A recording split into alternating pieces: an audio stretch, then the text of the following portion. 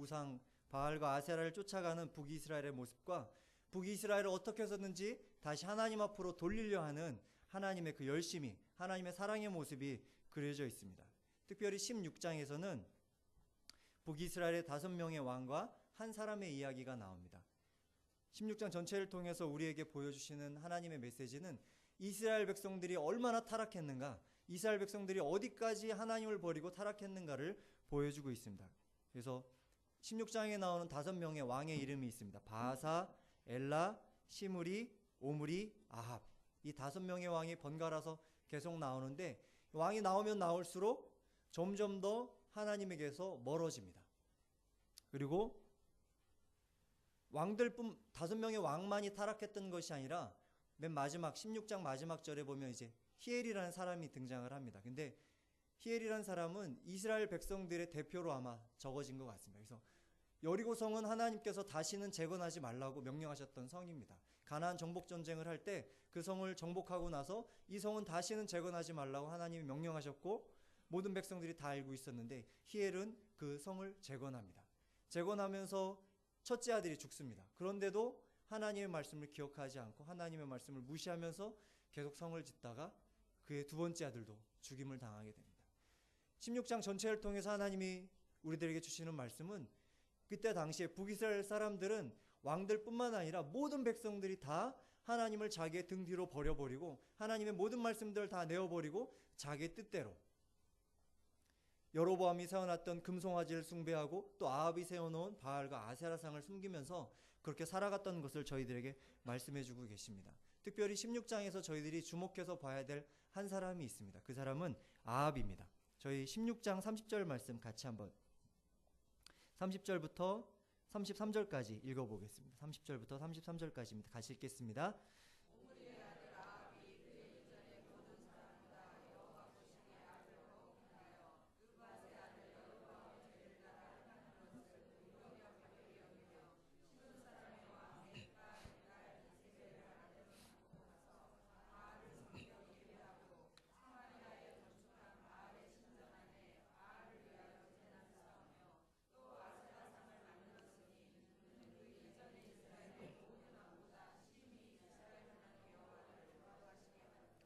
아합이란 사람은 어떤 사람입니까? 아합은 저희가 열왕기를 읽어갈 때 잊어서는 안 되는 사람입니다. 아합. 이 사람은 어떤 일을 했냐면 시돈 땅에 사는 공주하고 결혼을 했습니다. 시돈의 공주와 결혼을 했는데 그 땅은 무슨 우상을 섬기는 땅이었냐면 바알과 아세라성을 섬기는 그런 땅에서 공주를 데려왔습니다. 공주를 데려왔는데 공주가 올 때 자기만 온 게 아니라 바알과 아세라를 다 가지고 왔습니다. 그래서 아합 때 이스라엘 땅에 바알이 들어오게 되는 역할을 한 게 아합입니다. 그리고 가져왔으면 그냥 못 섬기게 했으면 좋았는데 아합 스스로가 바알에게 자기를 팔았다고 그랬습니다. 아합이 스스로 바알에게 자기를 팔아서 내가 너에게 내 영혼을 줄게, 나를 축복해줘. 그러니까 쉽게 말하면 이런 겁니다.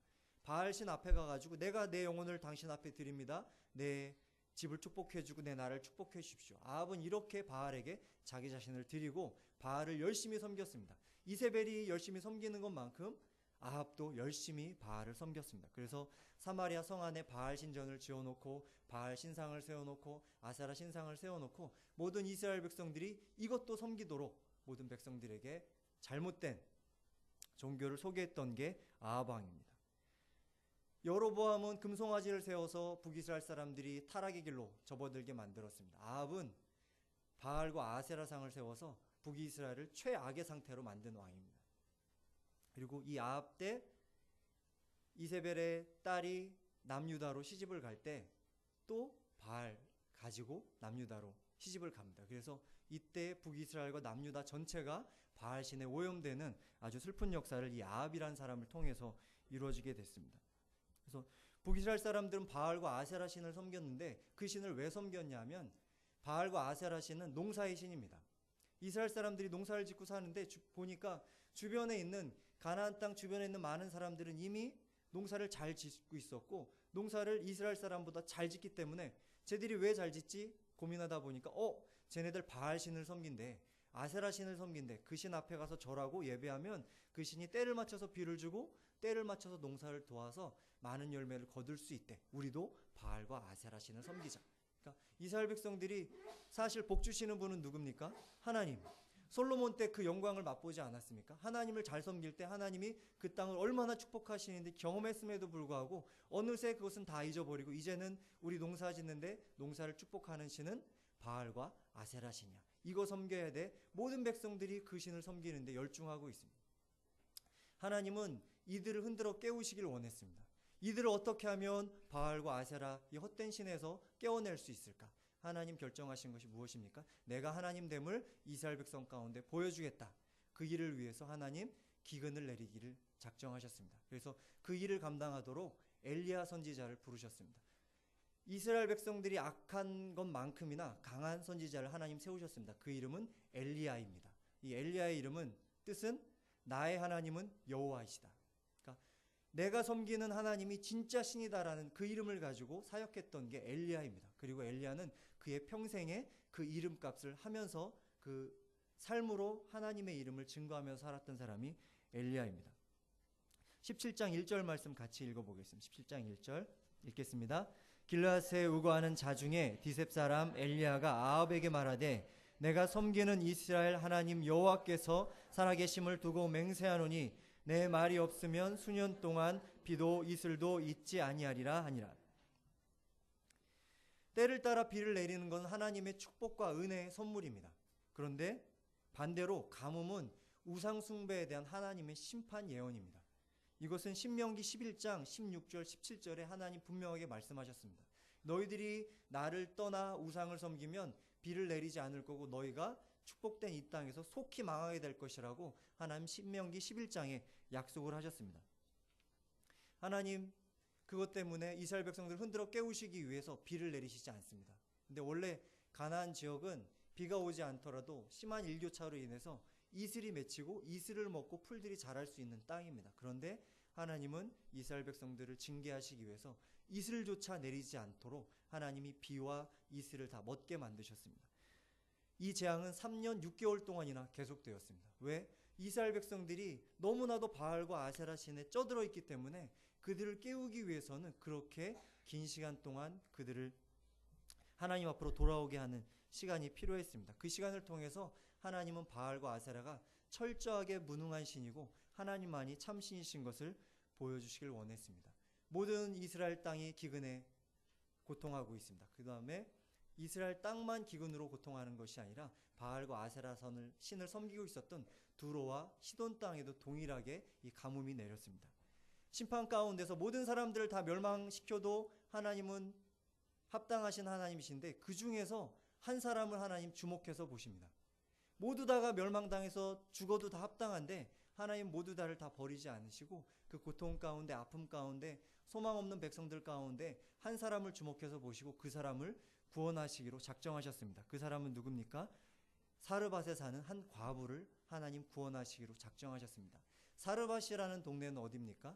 시돈의 중심지에 가깝습니다. 그러니까 우상 숭배의 중심지입니다. 그러니까 하나님은 이스라엘 땅에서 사역하고 있는 엘리야를 들어서 우상 숭배 땅 중심지로 보내셔서 그곳에서 소망 없이 죽어져 가고 있는 한 여인을 구원하시기로 작정하셨습니다. 하나님은 그래서 엘리야를 보내셨고 엘리야에게 말씀을 허락하셔서 그 사르밧 과부가 엘리야의 말씀을 통해서 하나님을 경험하는 일이 일어나게 됩니다. 그런데 이스라엘 백성들은 엘리야를 통해서 하나님의 말씀을 들었음에도 불구하고 그들은 하나님을 믿지 않았는데 사르밧 여인은 엘리야를 보고 엘리야가 하는 말을 듣고 그의 인생을 바꾸어서 하나님을 섬기는 사람으로 바꾸어졌습니다. 무엇 때문에 이런 차이가 나타났을까요? 어떤 태도가 있었길래 하나님의 말씀은 엘리야를 통해서 동일한 하나님의 말씀이 주어졌는데 이스라엘 백성의 태도는 어떠했길래 그들은 하나님 앞으로 돌아오지 못했고 사르밧에 사는 과부는 어떠한 태도를 가졌기 때문에 이 여인은 하나님 앞으로 돌아올 수 있었을까요? 그래서 오늘은 사르밧 여인이 하나님 앞으로 돌아올 수 있었던 그 이유에 대해서 같이 생각해 보고자 합니다. 하나님 앞에서의 태도가 한쪽에는 심판을 가져왔고 한쪽에는 구원을 가져왔습니다. 저희들도 오늘 이 말씀을 통해서 내가 하나님의 구원을 선택하는 구원의 백성 되길 소원합니다. 첫 번째로 사르밧 여인이 가지고 있었던 태도는 자신이 죽을 수밖에 없는 사람이라는 죽을 수밖에 없는 존재라는 것을 깨닫고 있는 여인이었습니다. 과부는 평생 바알과 아세라 신을 섬기면서 살았습니다. 그 신이 그를 축복해 주는 줄 알았고 그 신이 비를 주고 그 가정을 먹게 하는 줄 알았습니다. 그런데 기근이 닥쳤는데 날마다 그 신 앞에 가서 절하고 예배해도 비는 오지 않습니다. 고통은 멈추지 않고 계속 죽음을 향해서 달려갑니다. 아무런 소망이 없습니다. 그녀에게는 아주 어린 아들이 한 명 있습니다. 이제는 먹고 살 음식조차 다 떨어졌습니다. 이제 갖고 있는 것은 무엇밖에 없습니까? 통 안에 가루 조금과 그 가루를 반죽해서 구울 수 있는 기름 조금만이 그녀의 전 재산입니다. 그녀는 이 막막한 길에서, 이 죽음의 길에서 빠져나갈 수 있는 길을 알지 못합니다. 그래서 그녀는 어떤 결정을 했습니까? 내가 이 음식을 먹고 죽으리라. 나는 죽을 수밖에 없는 사람이다라고 생각하고 있습니다. 죽음을 직면한 사람이 영혼에 대해서 생각하게 됩니다. 저희 같이 한번 창세기 말씀 찾아보겠습니다. 창세기 4장 26절 한번 말씀 보겠습니다. 창세기 4장 26절.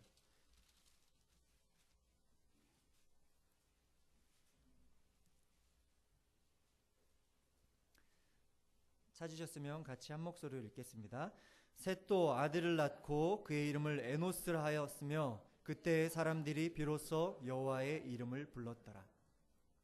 아담과 타락한 이후에 가인과 아벨의 사건이 일어나고 아벨 대신에 하나님은 셋을 주셨습니다. 그리고 셋이 아들을 낳았는데 그 아들의 이름을 뭐라고 불렀습니까?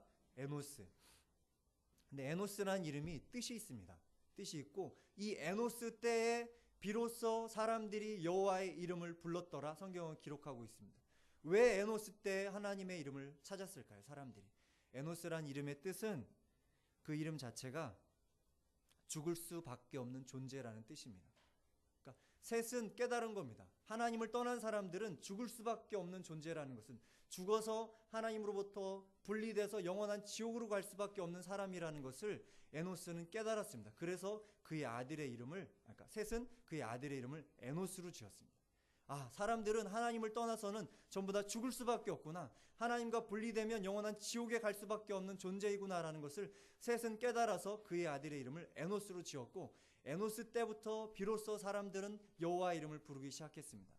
사르밧에 살고 있던 이 과부, 그녀는 죽을 것을 알았습니다. 나는 죽을 수밖에 없는 사람이고 나는 이 고통 가운데서 벗어날 수 없는 사람이라는 것을 깨달았습니다. 그럴 때에 하나님의 말씀이 그녀에게 찾아왔을 때 그녀는 그 말씀을 영혼의 말씀으로 받아들이고 그의 인생을 바꿀 수 있는 기적이 일어나게 됩니다. 잠언 7장 14절에 지혜자는 그 마음이 초상집에 있고 우매한 자는 연락하는 집에 있다고 말씀하셨습니다. 지혜자는 초상집에 가서 죽는 이들을 보고서 그의 미래를 준비할 수 있습니다. 어리석은 사람들은 연락하는 집, 춤추고 즐기고 술 마시는 집에 가서 그곳에 있다고 성경은 이야기합니다. 또한 이런 말이 있습니다. 인간의 끝은 하나님의 시작이다. 사람의 삶이 끝나면 그때부터 하나님의 세상이, 하나님의 역사가 시작된다는 말입니다. 또한 히브리서 9장 27절에 하나님 이렇게 말씀하셨습니다. 한 번 죽는 것은 사람에게 정하신 일이요 그 후에는 심판이 있으리니. 성경은 우리에게 죽음을 준비하라고 이야기하고 계십니다. 죽음 후에 반드시 심판이 있고 그 심판을 준비한 사람만이 하나님 앞에 설 수 있다고 말씀하십니다. 사르밧 과부도 죽음 앞에 눈을 떴습니다. 아, 나는 죽을 수밖에 없는 존재이구나. 다시 저희 말씀으로 돌아와서 11절과 12절 말씀 읽어보겠습니다. 열왕기상 17장 11절 12절 말씀 읽어보겠습니다. 같이 읽겠습니다. 시작. 그가 가지러 갈 때 엘리야가 그를 불러 이르되 청하건대 내 손에 떡 한 조각을 내게로 가져오라. 그가 이르되 당신의 하나님 여호와께서 살아계심을 두고 맹세하노니 나는 떡이 없고 다만 통에 가루 한 움큼과 병에 기름 조금뿐이라. 내가 나무가지 둘을 주어다가 나와 내 아들을 위하여 음식을 만들어 먹고 그 후에는 죽으리라. 과부는 엘리야가 자신 앞에 나타났을 때 엘리야가 하나님의 선지자인 것을 한눈에 알아봤습니다. 어떻게 알아볼 수 있을까요? 명찰을 달았을까요? 아니면 나는 엘리야다 이렇게 떠들고 다녔을까요? 엘리야가 입고 있는 옷으로 엘리야가 누구인지 한눈에 알아볼 수 있었습니다. 엘리야는 낙타 털옷을 입고 허리는 가죽띠를 띠고 있었습니다. 그러니까 그때 당시에 낙타 털옷을 입고 있는 것은 유대, 그러니까 이스라엘 지역에 살고 있는 선지자들이 그런 복장을 하고 있었습니다. 평소에 다른 사람들은 그렇게 입지 않습니다. 나중에 그 모습이 어디까지 내려갑니까? 침례 요한도 동일한 복장으로 하나님의 말씀을 선언합니다. 사르밧 과부는 엘리야를 딱 보자마자 저 사람 아합 왕 앞에서 가뭄을 예언했던 이스라엘의 선지자구나 한눈에 알아봤습니다. 엘리야가 물을 좀 달라 이야기했을 때 두말하지 않고 줍던 가지를 내려놓고 물을 가지러 가려고 돌아섰습니다. 그러자 엘리야는 사르밧 과부가 말씀에 순종하는 것을 보고 그녀에게 두 번째 시험을 던집니다. 뭐라고 얘기합니까? 먹을 떡을 좀 가져오라. 그랬더니 사르밧 과부가 이야기합니다. 저에게는 통에 가루 조금, 병에 기름 조금 있습니다. 이것으로 마지막 떡을 해먹고 아들과 나눠 먹고 이제 죽으려 합니다. 육신의 죽음을 내다보는 사람, 아까도 말씀드렸습니다. 영혼에 대한 준비를 할 수 있는 사람입니다. 엘리야 선지자는 그렇게 준비된 여인에게 하나님의 말씀을 전했습니다. 뭐라고 얘기했습니까?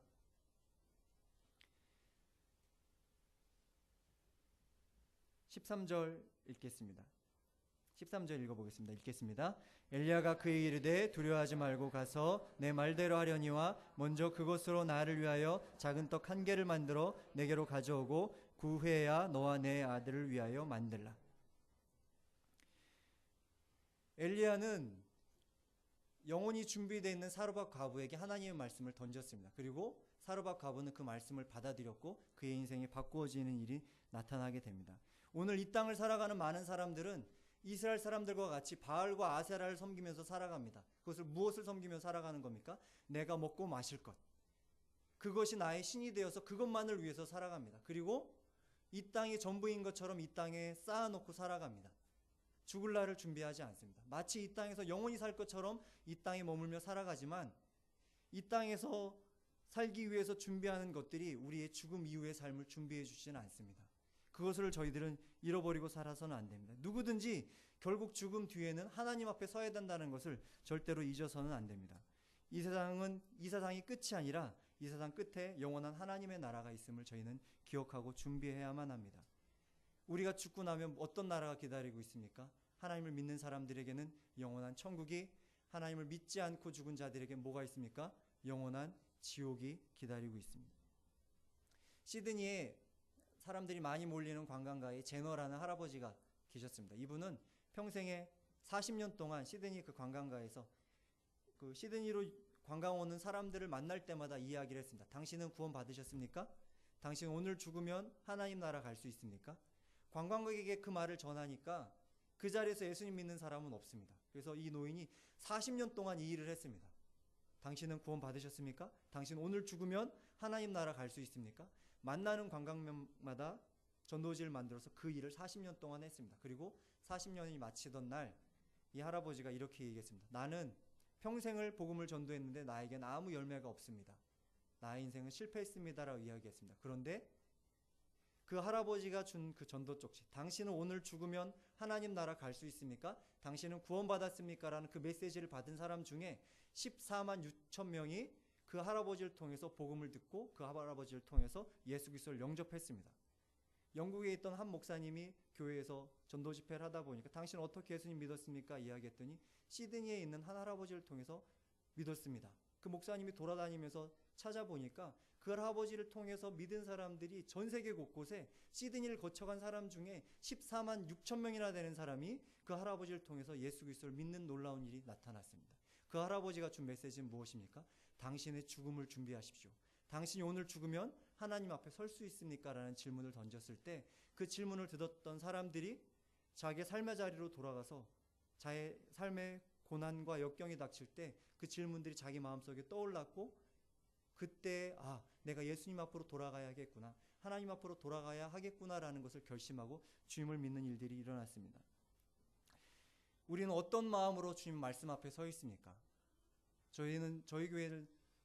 우리 교회에서 계속 사역을 하고 말씀을 준비하면서 제 마음 가운데 드는 염려, 걱정은 무엇이냐면 저 스스로가 교만해지고 있지는 않은가 하는 생각입니다. 저는 죽을 수밖에 없는 죄인인데 날마다 말씀을 보니까 내가 점점 의로워지는 것처럼 착각하게 되는 순간이 찾아옵니다. 날마다 말씀을 보니까 이 말씀을 전해야 되니까 나는 점점 괜찮아지는 사람이 되고 있는 거겠지라는 착각을 하게 됩니다. 하지만 본질은 어떻습니까? 나는 죽을 수밖에 없는 죄인입니다. 죽을 수밖에 없는 죄인에게 하나님은 이 말씀을 주셔서 네가 이 말씀을 통해서 살으라고 우리에게 말씀을 해주시는 겁니다. 그래서 저희가 말씀 앞에 설 때, 말씀을 대면할 때 나는 오늘도 죽을 수밖에 없는 죄인이라는 것을 깨닫고 겸손한 말씀으로 이 말씀을 받았으면 좋겠습니다. 그래서 하나님, 저는 죽을 수밖에 없는 죄인입니다. 하나님, 이 말씀을 저에게 주셔서 저 이 말씀 가지고 살아갈 수 있게 해주십시오. 이 말씀이 저의 능력이 되고 저의 길이 되게 해주십시오라고 그렇게 겸손하게 살아가는 저희들 되었으면 좋겠습니다. 사르밧 과부가 그의 인생을 바꿀 수 있었던 두 번째 이유는 그는 엘리야 선지자를 통해서 주어진 하나님의 말씀이 실제로 이루어질 것을 믿는 믿음이 있었고 그대로 순종하는 믿음이 있었습니다.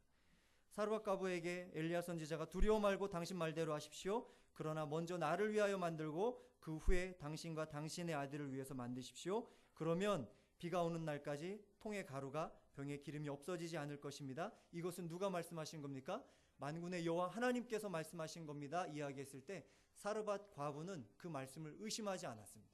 그리고 그에게 남았던 마지막 재산, 전 재산을 털어서 떡을 하나 만들었고 그 떡을 엘리야에게 가져다 바쳤습니다. 그랬더니 어떤 일이 일어났습니까? 여인과 엘리야와 그의 아들, 성경에 보면 식구라고 표현이 되어 있습니다. 그래서 영어 성경을 봐도 패밀리로 되어 있고 식구라 하면 누굽니까? 그냥 아들 한 명이었으면 그의 아들이라고 적었을 텐데 식구라고 적은 것은 사르밧에 살고 있는 과부의 친척들까지도 이 음식을 먹을 수 있는 은혜가 주어진 겁니다.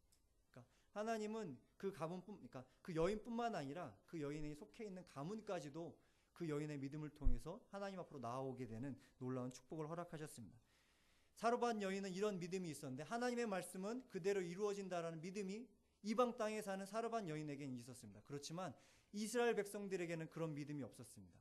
엘리야 선지자가 그들 앞에서 하나님 이렇게 역사하실 겁니다. 당신들 하나님 앞으로 돌아오십시오 얘기해도 이스라엘 백성들은 그 말씀을 믿지 않습니다. 15절 16절 말씀 같이 한번 읽어보겠습니다. 같이 읽겠습니다. 시작. 그가 가서 엘리야의 말대로 하였더니 그와 엘리야와 그의 식구가 여러 날을 먹었으나 여호와께서 엘리야를 통하여 하신 말씀같이 통의 가루가 떨어지지 아니하고 병에 기름이 없어지지 아니하니라. 하나님이 말씀하신 대로 그대로 다 이루어졌습니다. 과부는 자신이 가지고 있었던 마지막 그 재산을 하나님께 드려서 한 번 먹고 없어질 그 재산을 하나님께 드려서 그는 2년 동안이나 그의 가족이 함께 먹을 수 있는 영의 양식을, 육신의 양식을 준비하는 축복을 받게 되었습니다. 그녀가 만약에 하나님 말씀을 믿지 않고 그 떡을 해서 먹었다면 그날 저녁에 마지막 식사를 했을 거고 며칠이 지나지 않아 굶어서 죽게 되었을 것입니다. 히브리서 4장 12절에 하나님은 이렇게 하나님의 말씀에 대해서 말씀하셨습니다. 하나님 말씀은 살았고 운동력이 있어 좌우의 날선 어떤 것보다 예리하여 혼과 영과 및 관절과 골수를 찔러 쪼개기까지 하며 또 마음의 생각과 뜻을 감찰하나니. 하나님의 말씀을 믿고 순종하는 사람들에게 이렇게 하나님의 말씀은 역사하십니다. 살았고 운동력 있게 하나님의 말씀을 그대로 믿고 순종하는 사람들에게 역사하십니다. 전 이번 주에 한 성도님하고 교제하다 성도님께서 이런 말씀을 하셨습니다. 예수님이 내 안에 들어오시도록 20년 동안 기도하셨답니다. 무슨 얘기지? 왜 예수님이 내 마음속에 들어오시도록 20년이나 기도하셨지? 근데 그 성도님 안에 자존심이 있어서 버릴 수 없는 자존심. 말씀에 순종해서 나를 꺾어야 되는데 말씀이 들어오면 내가 꺾어져야 되는데 내가 꺾어지기 싫으니까 20년 동안 버티셨답니다. 자존심 때문에. 하나님 나를 꺾어주십시오라는 기도를 하는데 내가 스스로 꺾지 않으면 꺾여지지 않습니다. 저는 예전에 그렇게 기도했었습니다. 하나님, 제가 성령 충만에 대해서 오해할 때는 성령 충만 주십시오 기도할 때는 이게 무슨 의미였냐면 성령님이 나한테 막 전기처럼 짜자자자 와가지고 내가 노력하지 않아도 내 인격이, 내 성품이, 내 언어가 바뀌어지는 것, 내 삶이 갑자기 하나님의 사람으로 바꿔지는 것을 기도했었습니다. 하지만 살아보니까 하나님 그렇게 역사하시지 않습니다.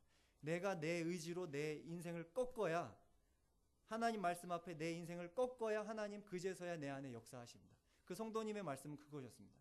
20년 동안 나는 자존심을 버티고서 하나님 말씀이 내 안에 역사하시는 것 방해했었습니다. 그런데 20년이 지나서 겨우 내가 자존심 꺾고 하나님 말씀이 내 안에 들어와서 역사하기 시작하셨습니다. 그런데 지나간 20년이 너무 아깝다는 겁니다. 20년 전에 내가 꺾어서 하나님 말씀이 내 안에 들어오셔서 역사하시기 시작했으면 내 사랑하는 가족이, 내 주변에 있는 많은 사람들이 하나님의 능력을 경험하면서 살았을 텐데 나는 나를 꺾지 못해서 20년을 뒤로 밀어서 나도 고통스럽고 내 가족들도 고통스러웠다라고 이야기했습니다. 그걸 들으면서 하나님이 역사하시려면 내가 순종해야 되는구나. 다른 사람이 아니라 내가 순종해야 된다. 그리고 100% 믿고 순종하는 것이 하나님의 역사를 체험하는 지름길이 됩니다. 전 얼마 전에 재밌는 동영상을 또 하나 봤습니다. 바닷가에 이렇게 보드 타는 청년들이 있습니다. 근데 바다에 파도가 없습니다. 파도가 없으니까 강에서 아주 유유히 흘러나오는 강물을 보더니 바다와 강물 사이에 있는 모래톱에 가가지고 청년들이 손삽으로 파기 시작합니다. 그러니까 바다와 강물 사이에 있는 모래 가운데로 30cm 정도 되는 폭을 하나 만들었습니다. 저거 해서 뭐 하려고 그러지? 근데 그 길이 수로가 완성되자 강물에서부터 바다로 물줄기가 흘러가기 시작합니다. 근데 1분, 2분, 3분, 5분, 10분, 30분 지나니까 요만큼 파놨던 그 물줄기가 여러 명이 뛰어들어서 파도를 즐길 수 있을 만큼 넓은 물줄기로 바뀌어 있습니다. 그러니까 청년들이 그 안에 뛰어들어서 보드를 탑니다.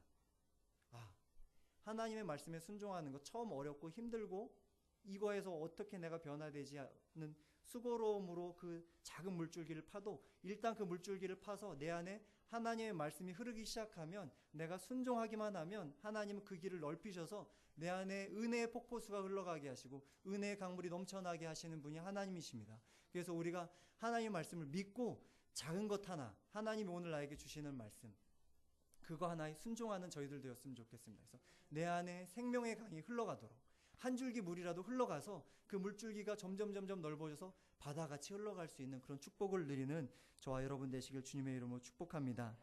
사르밧 과부가 그렇게 하나님의 말씀을 믿고 순종했을 때 하나님은 그의 집안에 밀가루가 기름이 떨어지지 않게 하셨습니다. 하나님께 그의 인생을 내어 맡겼을 때 하나님 그의 인생을 책임지시는 하나님이십니다.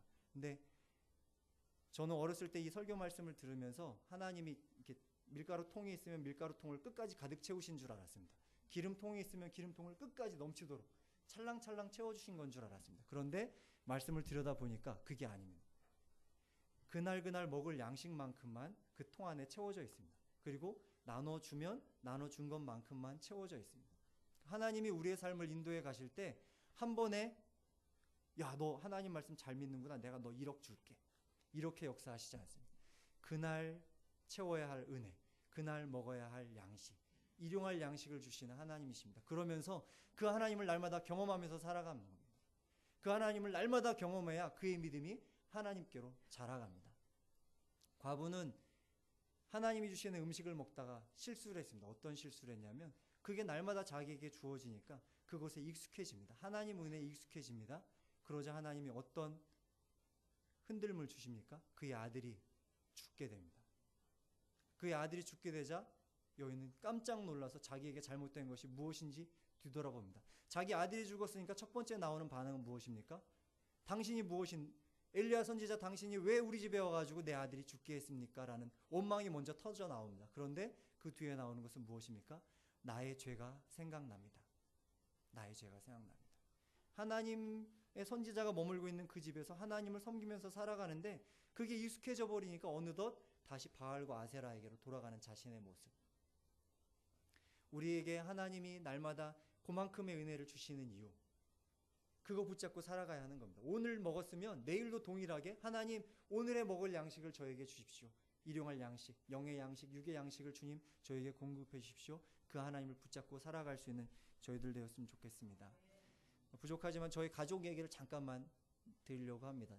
저는 태어나서 2살밖에 안 됐을 때라서 기억이 없었는데 아버지가 지어놓으신 책을 통해서 저희 가족이 어떻게 살았는지를 저는 보게 되었습니다. 76년입니다. 제가 74년에 태어났는데 74년에 제가 태어날 때 아버지가 폐병에 걸리셨습니다. 그래서 그냥 일반 폐병이 아니라 결핵으로 심하게 걸리셔서 피를 토하고 거의 일상생활이 불가능할 정도로 폐병을 심하게 앓으셨었습니다. 그런데 아버지는 가진 것도 없고 이 병이 별로 대수롭지 않게 생각하셔서 그냥 여전히 열심히 일하시고 제대로 치료 못 받고 그렇게 생활을 하셨습니다. 그런데 무리할 때마다 하나님께서는 무리하거나 아니면 아버지가 좀 신앙과 위배되는 엉뚱한 행동을 하실 때마다 그 피를 터치셨습니다. 그래서 아버지가 가족들 냅두고 이렇게 사업하시다가 이렇게 사장님들 모여가지고 노는데 야유회 가셨다가 똥통에 빠지는 일도 경험하시고, 근데 아버지가 그때 적어 놓으신 거 보니까 똥통에 빠지게 하신 이유는 정신 차리라고, 다시 하나님 잘 섬기는 자리로 돌아오게 하시려고 그렇게 하셨다. 근데 그 일 이후에도 또 아버지가 그냥 사람들과 어울려서 야유회를 가셨답니다. 그런데 그날 저녁에 다시 한번 피가 심하게 터지셨습니다. 그 해가 제가 태어나던 해입니다. 근데 그리고 나서 시골에 요양 가시고 어렵게 다시 서울로 올라오셨습니다. 76년에. 근데 가진 것이 아무것도 없습니다. 가진 것이라곤 어머니나 아버지나 하나님을 믿는 신앙밖에 없습니다. 그래서 저희 가족 다섯이서 아직 막내는 태어나기 전이라서 서울에 올라왔는데 기거할 곳이 없습니다. 잠잘 곳이 없습니다. 그래서 구이동에 성동교회라고 있었답니다. 그래서 성동교회에 그냥 무작정 들어가셔서 보니까 이렇게 기도굴이 있어서 한겨울이었는데 기도굴에 들어가셔서, 저희들은 꼬맹이니까 저 이제 2살밖에 안 될 때니까 아버지 어머니가 끌어안고 형과 누나는 옆에서 이렇게 끌어안고서 그렇게 밤을 새가면서 주무신 때도 많았답니다. 그런데 그럴 때마다 그 교회 기도하러 오셨던 집사님들이 이렇게 들여다보시고 인기척이 있어서 들여다봅니다 하고서 이렇게 추운데 여기서 어떻게 지내시냐고 가진 돈 털어서 아버지에게 주시면 그 돈으로 저희 식구들이 하루 먹고 삽니다. 그리고 또 그 교회를 떠나서 어느 기도원, 삼각산에 있는 기도원에 가가지고 쪽방에서 생활할 때도 내일 아침이면 먹을 게 없어서 아버지가 내일은 굶어야 되는데 어떻게 하냐고 어머니하고 말씀을 나누고 주무시면 그 다음날 아침이면 신발 벗어놓은 그 부엌 앞에 쌀 2대박 정도 되는 쌀이 그 자리에 와 있어서 하나님의 은혜로 그 쌀을 먹고 저희들이 살았습니다. 저는 너무 어렸기 때문에 기억이 없습니다. 근데 아버지가 적어 놓으신 것을 보면서 저희가 이렇게 자랐군요라는 것을 생각합니다. 근데 그 모든 시간들을 지나서 제가 배운 것은 무엇이냐면, 하나님을 믿는 사람들, 하나님을 섬기는 사람들은 하나님 절대로 포기하시지 않는다는 겁니다. 그리고 그날에 먹어야 할 양식은 하나님 반드시 책임지시고 우리에게 주신다는 겁니다. 저희들이 그런 믿음을 가지고 살았으면 좋겠습니다. 하나님 앞에, 하나님, 저는 반드시 죽어야만 할 인생이었지만 하나님 붙잡으셔서 하나님 백성 삼으셨습니다. 저도 하나님이 예수 그리스도의 생명으로 구원하셨으면 저도 생명을 들여서 하나님 따라가는 사람 되겠습니다. 저의 앞에 모든 인생들 하나님 앞에 내어 맡길 테니까 하나님 주님의 능력으로 저의 삶을 인도해 주십시오. 이렇게 하나님 앞에 인생을 드리고 살아갈 수 있는 저희들 되었으면 좋겠습니다. 하나님 오늘도 능력 베푸실 자를 찾고 계십니다. 하나님의 능력을 힘입어 사는 사람은 하나님 말씀 앞에 바른 태도를 갖고 있는 사람입니다. 다시 한번 말씀드립니다. 죽을 수밖에 없는 죄인인 것을 깨달은 사람들, 그 사람이 하나님의 능력을 경험하면서 살아갑니다. 또한 들은 말씀이 100% 그대로 내 삶 가운데 이루어질 것을 확신하는 사람들, 그 사람들이 하나님의 능력을 경험하는 사람들입니다. 저희가 만약에 그렇게 하나님을 믿고 하나님을 의지해서 살아간다면 내 주변에 있는 사람들이 후일에 저희들을 그렇게 평가해 줄 겁니다. 17장 마지막 절 같이 읽어보겠습니다. 저희들이 죽어야만 하는 인생인 것을 깨닫고 하나님의 은혜를 힘입어서 날마다 말씀 앞에 순종해서 살아간다면 나의 사랑하는 가족들이, 나의 주변에 있는 사람들이 저희의 인생을 이렇게 평가해 줄 겁니다. 이렇게 평가되는 예글이나 모든 성도들 되길 축복합니다. 24절 말씀 크게 한번 읽겠습니다. 여인이 엘리야에게 이르되 내가 이제야 당신은 하나님의 사람이시오 당신의 입에 있는 여호와의 말씀이 진실한 줄 아노라 하니라. 아멘. 저는 간절히 소원합니다. 우리와 함께 예배하고 있는 예그리나 공동체에 있는 모든 성도들이 주변에 있는 사람들을 통해서 당신은 하나님의 사람이고 당신의 입에 있는 하나님의 말씀은 진실하시다, 조금도 변함없이 이루어지는 하나님의 말씀이다라고 주변에 있는 사람들을 통해서 간증을 듣는 축복된 주님의 백성들 되시길 주님의 이름으로 축원합니다. 함께 기도하겠습니다.